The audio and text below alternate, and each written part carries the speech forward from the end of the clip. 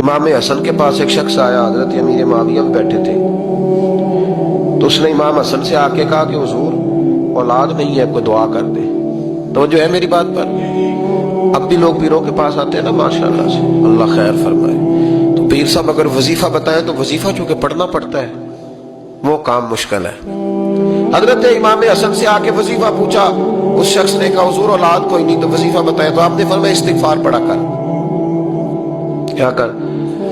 اس نے کہا ٹھیک ہے۔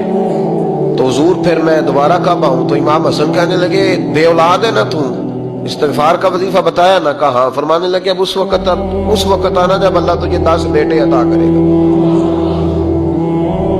کتنے؟ 2 4 نہیں، 10 ہی کہہ دیے۔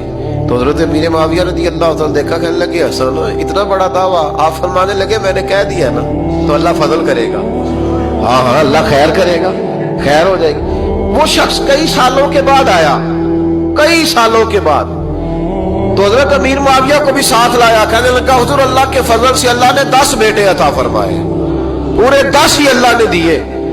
تو حضرت امیر معاویہ کہنے لگے جناب بات تو آپ کی سچی ہو گئی، پر مجھے بھی بتائیے وظیفہ کہاں سے لیا؟ فرمانے لگے قرآن پاک سے، سورہ نوح کی 10 11 12 آیت پڑھو۔ اللہ فرماتے ہیں تم استغفار پڑھو، میں تمہاری بیٹوں سے بھی مدد کروں گا، مالوں سے بھی مدد کروں گا۔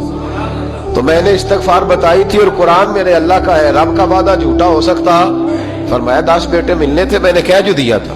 وہ میرے بھائیوں یاد رکھیں، استغفار اللہ کی رحمت نازل کر